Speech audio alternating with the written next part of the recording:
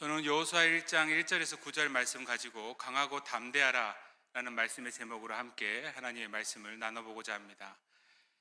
이스라엘 백성에게 있어서 애굽이란 땅은 어떤 땅일까 한 번쯤 생각을 해 보셨습니까? 아마도 끔찍한 땅일 겁니다.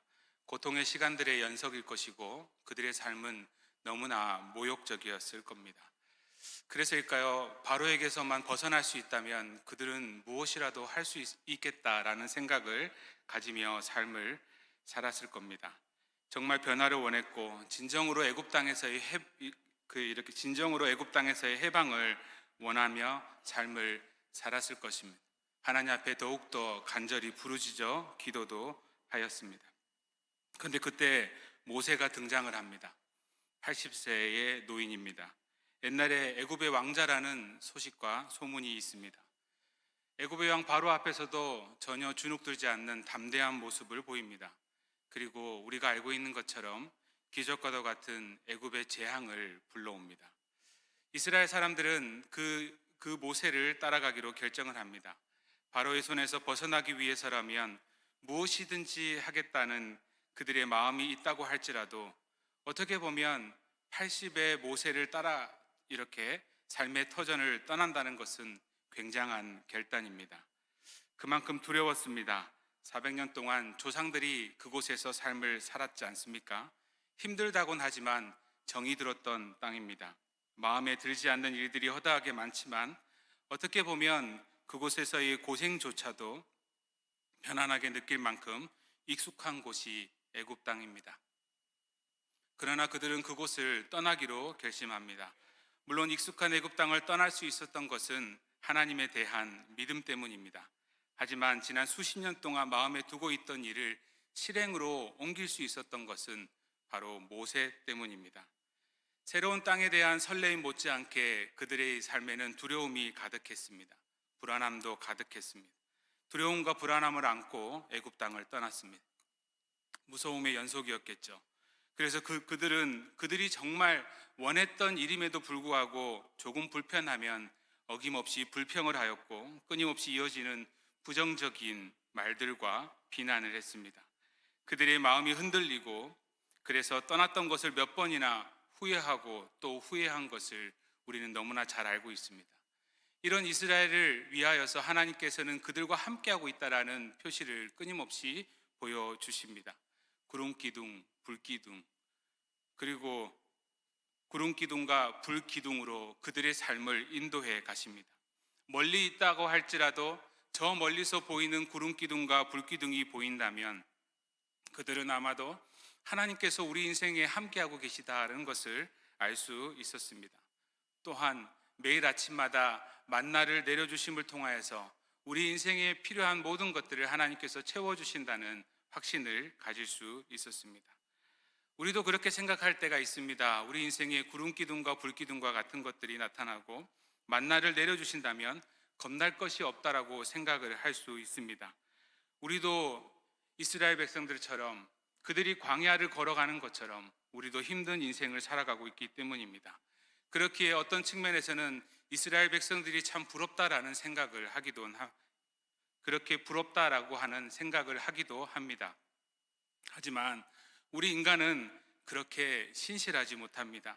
아무리 대단한 것을 우리가 가졌다고 할지라도 그것에 조금만 익숙해진다면 우리는 그것의 가치를 너무나 쉽게 잊어버리곤 합니다. 매일 보는 구름기둥, 매일 보는 불기둥, 매일 먹는 만나로부터 언젠가부터는 이 모든 것들이 당연시 되기 시작하고 감동이 되지 않습니다. 이스라엘 백성들이 광야 생활을 하면서 넘어지지 않도록 한 것은 어찌 보면 구름기둥과 불기둥이 아니라 모세였다는 말입니다. 그들이 넘어지지 않을 수 있었던 것은 모세 때문입니다. 생각해 보시기 바랍니다. 이스라엘 백성이 결정적으로 넘어진 때는 십계명을 받기 위해 모세가 시내산에 올랐을 때입니다. 모세가 없었던 그때 이스라엘 백성들은 넘어졌습니다. 그런데 그때도 여전히 구름기둥과 불기둥은 존재했습니다. 만나는 내렸습니다. 하지만 모세가 보이지 않자 그들은 두려웠고 불안이 점점 커졌고 금송아지를 만들도록 아론에게 강요할 수밖에 없었습니다. 그토록 힘든 시간을 보냈던 애굽 땅에서 섬겼던 신을 다시 만들었습니다. 어떻게 그들이 그럴 수 있을까? 우리는 생각을 할 수 있습니다. 그러나 또 한편으로는 얼마나 힘들었으면 그렇게까지 했을까 싶습니다. 그 모습을 본 모세가 불같이 화를 내죠. 계명이 기록된 돌판을 집어던질 만큼 진노를 하는데도 이스라엘 백성들은 어떻게 보면 모세가 돌아왔다라는 그 사실에 모든 불안이 사라졌을 수도 있습니다. 이것은 모세의 지도력이라고 말할 수 없습니다. 모세가 하나님께서 보내신 사람이고 그를 통해서 하나님께서 계시를 하였기 때문에, 그를 통해서 그의 백성들을 인도하신다는 사실을 그들은 보고 믿었기 때문에 모세를 통해 그러한 것을 느낄 수 있습니다. 구름 기둥과 불 기둥도 힘이 되지만 하나님께서 모세와 함께하면 하나님이 그들을 버리지 않을 것 같아서, 하나님이 그들과 함께 하실 것 같아서 그들은 모세의 존재 자체가 그들에게는 안심이었습니다.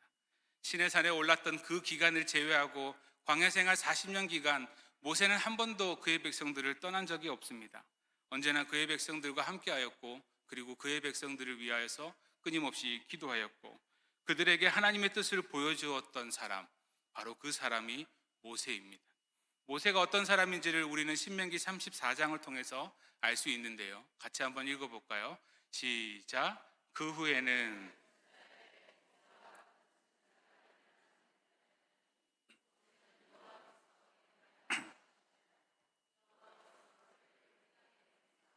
바로와 그의 모든 신하와 그의 온 땅과 모든 기적과 이사와 그 모든 권능과 위엄을 행하게 하심에 온 이스라엘의 목전에서 그것을 행한 자이다.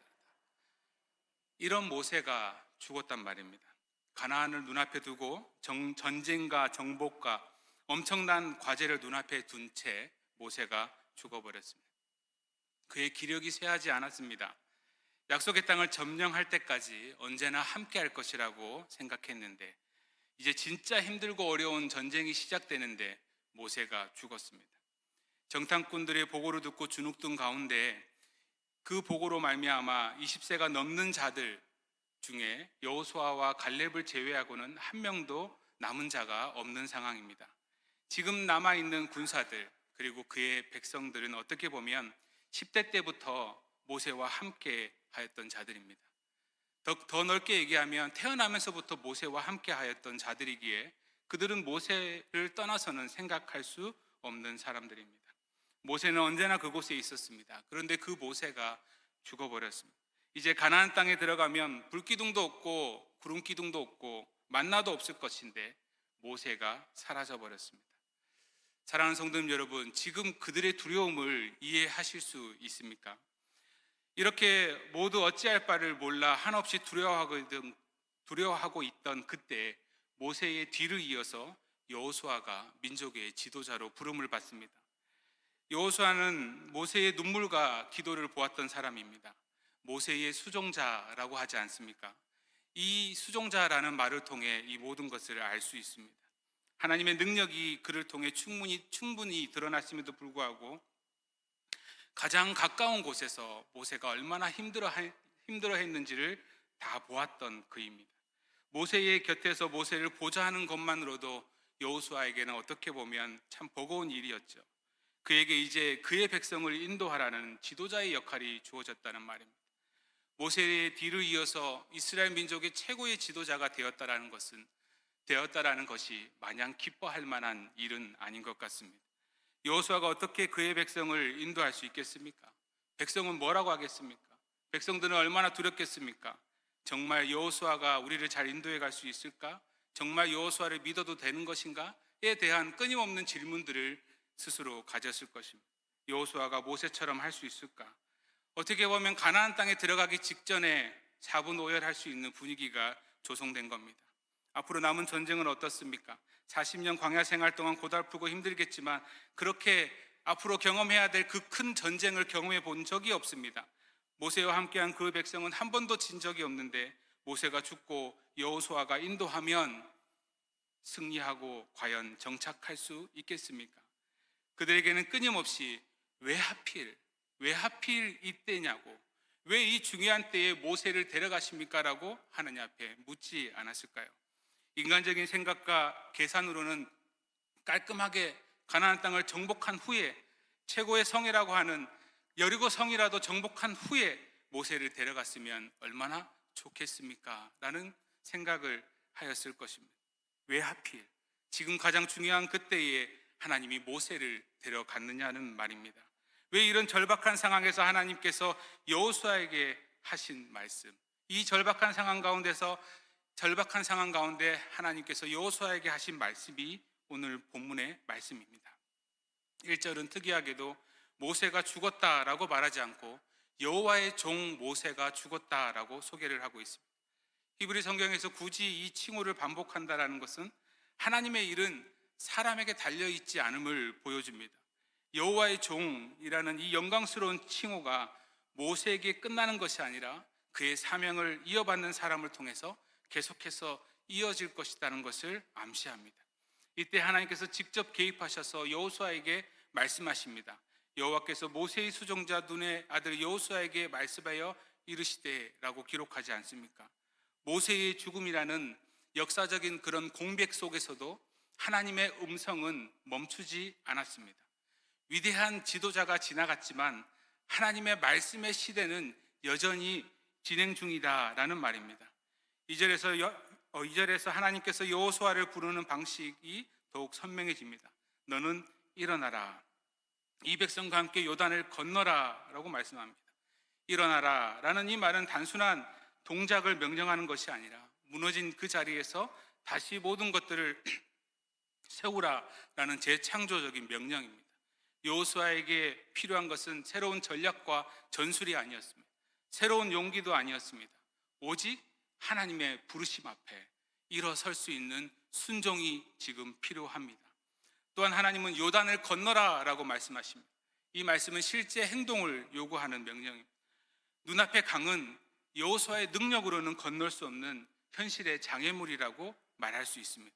그러나 하나님은 그 장애물을 먼저 치워주는 것이 아니라 그 앞에서 먼저 일어나라 라고 말씀하시고 그리고 건너라고 하십니다. 사명이라는 것은 모든 것이 준비된 후에 시작하는 것이 아니라 하나님이 말씀하시면 그 말씀 하나 때문에 시작하는 것이 바로 우리의 사명입니다. 이것을 정리하면 우리는 이렇게 선언할 수 있습니다. 사명은 사람이 택한 것이 아니라 하나님이 부르시는 것이다. 우리가 그리스도인으로서 살아가는 삶의 자리에 서게 된 것도요, 공교롭게 그냥 그 자리에 상황이 맞아서 우리가 그 자리에 서 있는 것이 아닙니다. 하나님께서 우리의 인생 가운데 상황으로든 말씀으로든 이제 너는 일어나라 라고 말씀하셨기 때문에 우리는 지금 그 자리에 서 있을 수 있습니다.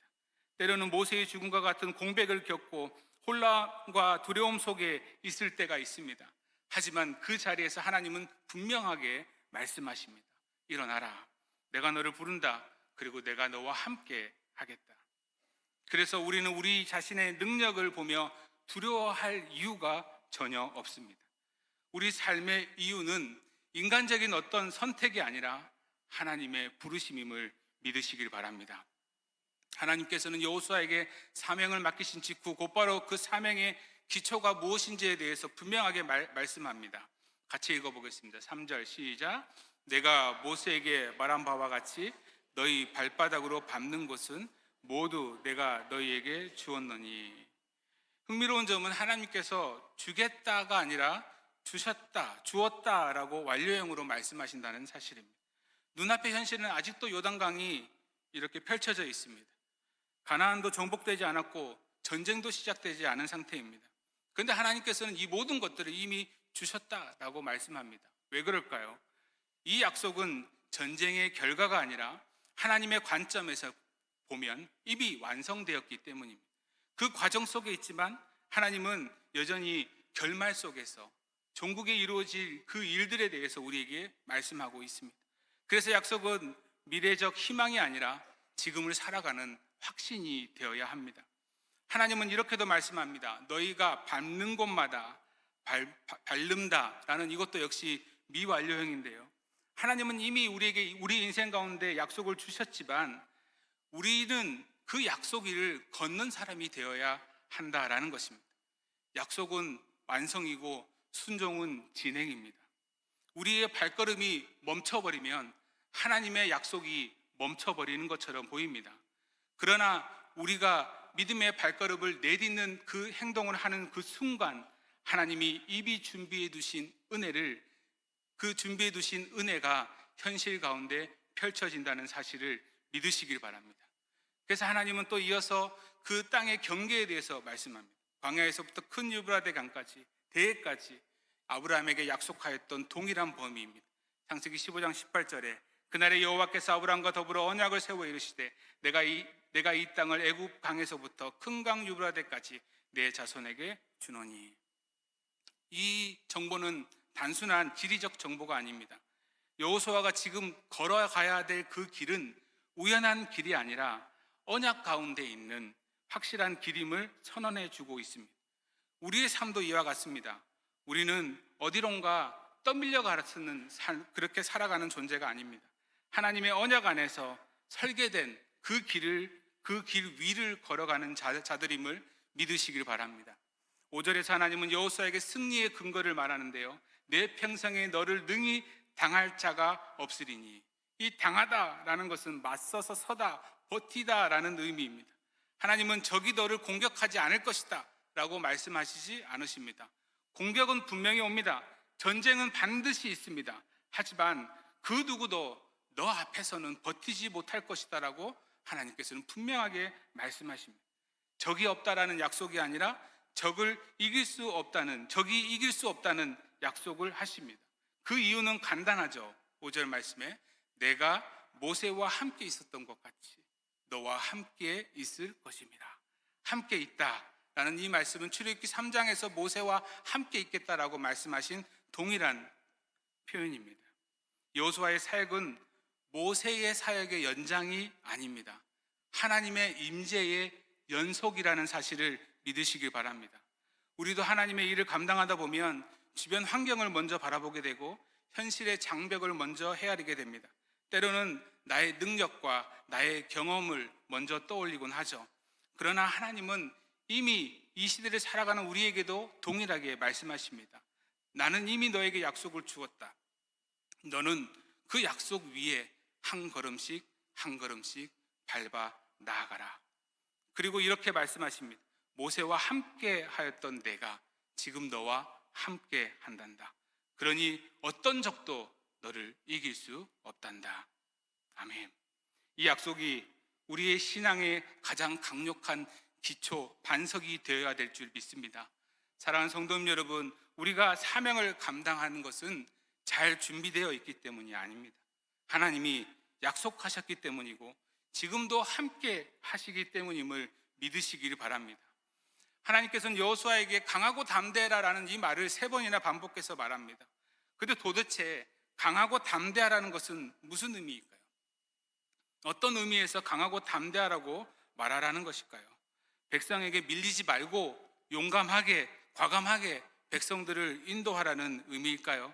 지금은 중요한 때인데 혹시나 원망과 불평을 쏟아내는 그의 백성들이 있을 것인데 그 백성들 앞에 쫄지 말고 밀리지 말고 강하고 담대하게 밀어붙여서 꼼짝 못하게 과감하게 인도하라는 그런 의미일까요? 백성을 자기가 섬기고 인도해야 하는 대상으로 여기기보다 자기를 어렵게 할 수 있는 대상으로 생각했다면 그런 의미로 해석할 수 있습니다. 강하고 담대하라는 이 말은 백성을 염두에서 두고 한 말이 아닌 것이죠. 아닙니다. 이 명령은 단순히 두려움을 억누르는 감정을 조절하는 기술에 대해서 말하고 있는 것이 아닙니다. 바로 여호수아 그 자신을 향한 여호와 하나님의 말씀입니다. 본문에서 사용된 이 강하게 하다, 굳세게 하다라는 것은 모두 의지를 강화하다라는 뜻을 담고 있습니다.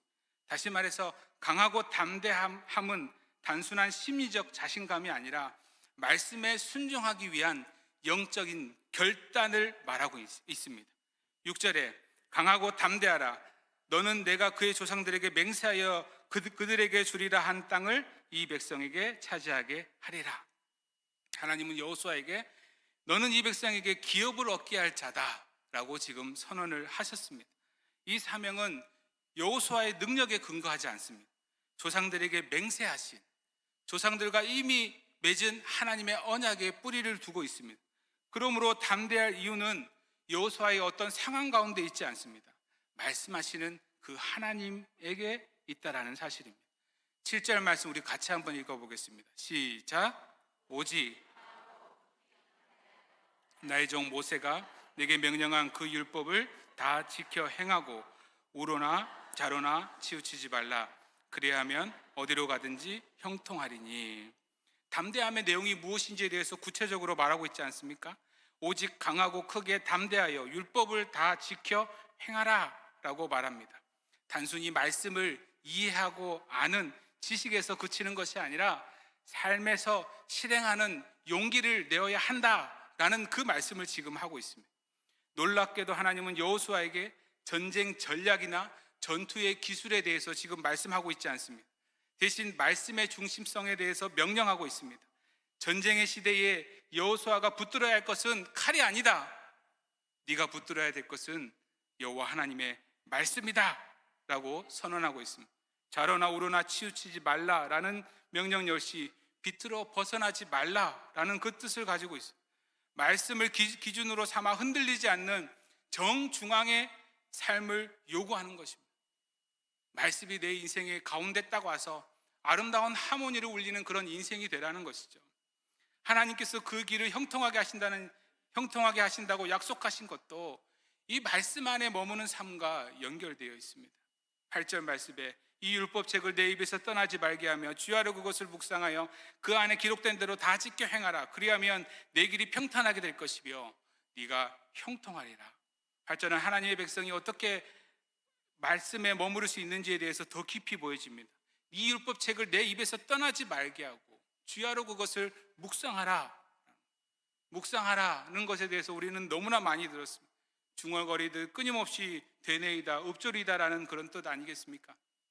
고대 이스라엘에서는 묵상은 조용히 머릿속으로만 생각하는 그런 행위가 아니라 입술로 끊임없이 반복하는, 되뇌이는 과정, 생각을 깊이 뿌리내리게 하는 과정인 것이죠. 비둘기가 하루 종일 구구구구구 하는 것처럼 우리도 끊임없이 우리 입술 가운데 하나님의 말씀을 되뇌이는 그런 삶을 살아가라는 것입니다. 내 입에서 떠나지 말게 하라라는 것은 단순히 암송을 한다는 의미를 넘어섭니다. 말씀이 생각의 기준이 되고 판단의 기준이 되고 일상의 리듬이 되게 해라라는 뜻입니다. 그렇게 말씀을 묵상하는 이유도 분명합니다. 그 가운데 기록된 대로 다 지켜 어떻게 하라고요? 행하라. 묵상의 목적은 단순한 지식의 축적이 아닙니다. 순종으로 이어지는 삶이 묵상의 목적입니다. 그리고 하나님께서 여호수아에게 두 가지를 약속하시는데 그리하면 내 길이 평탄하게 될 것이고 네가 형통하리라 라고 말씀하십니다. 평탄하다, 형통하다는 모두 하나님께서 하신 그 말씀에 순종하는 삶을 지혜롭게 인도하시고 또 삶의 열매 맺게 하신다라는 그러한 의미를 담고 있습니다. 세상의 성공의 공식과는 전혀 다릅니다. 하나님이 주신 형통은 외적인 결과를 먼저 약속하시지 않으십니다. 대신 우리의 삶이 하나님의 뜻과 일치되도록 만들어 가시는 내 안의 인도와 또 그 지혜를 뜻합니다. 그러므로 형통의 근거는 상황의 형통이 있지 않습니다. 형통의 근거는 상황이 아니라 말씀입니다. 내 삶에 말씀이 있느냐 없느냐 우리 삶의 형통의 여부를 말해 줍니다. 사랑하는 성도 여러분, 신앙의 담대함은 감정의 세기가 아닙니다. 말씀을 기준으로 살아가려는 결단의 강도입니다. 우리가 말씀을 붙들 때 하나님은 우리의 길을 붙드시고 우리가 말씀 안에 머물 때 하나님은 우리의 걸음을 형통하게 만드심을 믿으시기 바랍니다. 세상은 늘 더 센 전략, 더 큰 힘을 요구하지만 하나님은 오늘도 말씀을 붙드는 그 한 사람을 통해 하나님의 역사를 이루어감을 믿으시길 바랍니다. 여호수아 시대나 오늘 이 시대나 승리의 비결은 다르지 않습니다. 말씀을 주야로 묵상하고 말씀대로 순종하는 그 자리에 하나님의 형통과 인도가 임하게 될 줄 믿습니다. 9절 말씀 함께 같이 읽겠습니다. 시작. 내가 내게 명령한 것이 아니냐. 놀라지 말라. 내가 어디로 가든지 내 하나님 여호와가 너와 함께 하느니라 하시니라. 하나님은 마지막으로 한 번 더 다시 한번 여호수아에게 말씀합니다. 내가 내게 명령하지 아니하였느냐. 강한 반어적인 질문 아닙니까? 단순한 대물음이 아니라 이미 모든 근거를 너에게 다 충분히 주었다라는 선언을 하고 있습니다. 내가 너에게 사명을 주었고 약속을 주었고 함께 하겠다고 약속하지 않았지 않느냐? 그러면 이제 너는 흔들리지 말아야 된다라는 그러한 것을 의미합니다. 그리고 하나님은 두 가지를 금하십니다. 두려워 말라, 놀라지 말라라는 것이죠. 두려워 말라라는 것은 외부의 위협과 공격 앞에 생기는 두려움을 의미하고, 놀라지 말라는 것은 마음 안에서 무너지는 낙담을 의미합니다. 하나님은 여호수아에게 외적인 두려움과 내적인 낙심, 이 모든 것들을 다 내려놔야 된다라고 말씀합니다. 그러나 하나님은 단순히 담대해라 라고만 말씀하시지 않습니다. 그 담대함의 근거를 한 문장으로 정리가 되는데요, 이렇습니다. 내 하나님 여호와가 어디로 가든지 너와 함께 하느니라. 이 한 문장이 여호수아 사역의 전체입니다. 이스라엘의 미래의 전체이고 우리 신앙 여정의 전체라고 말씀드릴 수 있습니다. 성경이 말하는 담대함은 감정이 강해지는 것이 아니라 하나님의 함께 하심을 더욱 분명히 바라볼 때입니다. 두려움이 사라지기 때문이 아니라 두려움보다 더 큰 하나님을 붙들기 때문에 우리는 담대할 수 있습니다. 함께하다, 출애굽기 3장에서 모세에게 동일하게 하였던 그 말씀을 다시 하나님은 여호수아에게 이렇게 말씀하는 거죠. 너는 모세의 뒤를 잇는 사람이 아니야. 내가 모세와 함께했던 동일한 하나님을 의지하는 사람이다 라고 지금 가르쳐주고 있습니다. 사명은 사람을 이어가지만 능력은 하나님이 이어가십니다. 어디로 가든지, 이 표현도 중요합니다. 앞으로 내가 들어설 모든 환경, 모든 전쟁, 모든 변화 속에 라는 그러한 뜻이 담겨 있죠. 하나님은 장소와 상황의 변화를 초월하시는 분 아니겠습니까? 여호수아가 요단강 앞에 설 때도, 여리고성 앞에 설 때도, 수많은 전쟁터 앞에 설 때도, 그리고 수많은 실패와 좌절 앞에 설 때도 하나님은 동일하게 함께 하십니다. 사랑하는 우리 성도님 여러분, 우리는 종종 새로운 앞길 앞에서 여호수아처럼 떨리곤 합니다. 책임이 커질수록 불안은 더 깊어지고, 하나님이 정말 나를 쓰시는 것일까? 그렇게 의심이 들 때도 있습니다. 그러나 하나님은 오늘도 동일하게 우리의 마음을 붙들고 계십니다. 내가 내게 명령하지 않았니? 두려워하지 말라. 내가 너와 함께한다. 그래서 우리는 하나님의 이 약속을 근거로 담대하게 삶을 살아갈 수 있는 자들임을 믿으시길 바랍니다. 하나님이 함께 하시면 어떤 자리에서도 우리는 무너지지 않습니다. 하나님이 함께 하시면 우리의 부족함보다 하나님의 신실하심이 더 크기 때문입니다. 사랑하는 성도님 여러분, 이스라엘은 늘 모세를 바라보며 삶을 살아왔습니다. 모세가 서 있으면 안심했고, 모세가 말하면 길이 보였고, 모세가 기도하면 살아나는 것 같았습니다. 그러나 하나님 지금 그 모세를 거두셨어요. 지금 이스라엘 백성은 모세를 의지하는 것이 아니라 하나님을 신뢰할 수 있는 기회를 얻은 것이 아닐까요? 하나님은 여호수아에게 강하고 담대하라고 말씀합니다. 그러나 이 담대함은 여호수아의 성격에서 나오는 담대함이 아닙니다. 경험에서 나오는 자신감도 아닙니다. 그의 지도력에서 나오는 대담함도 아닙니다. 진짜 담대함의 근거는 오직 하나님이 너와 함께 하시겠다는 사실입니다. 모세가 사라져도 하나님은 떠나지 않는다는 것이죠. 구름 기둥이 사라져도 하나님은 여전히 그의 길을 인도하신다는 겁니다. 만나가 멈추어도 하나님은 여전히 공급하시겠다는 것입니다. 모세의 시대가 끝나도 하나님의 나라는 멈추지 않는다는 사실입니다. 여호수아의 시대가 시작된 것이 아니라 하나님이 함께하는 시대가 계속될 뿐입니다. 하나님이 함께 하신다는 이 약속은 단순히 힘든 우리의 삶을 위로하고자 하는 감정적인 위로가 아닙니다. 이 약속은 여호수아를 일으켜 세운 힘이 있었고, 광야에서 세대를 이어 이스라엘을 지켜낸 힘이 있었고, 가나안의 치열한 전쟁 속에서도 승리를 만들어내는 능력이 있음을 우리는 너무나 잘 알고 있지 않습니까? 그러니 우리는 결단하셔야 돼요.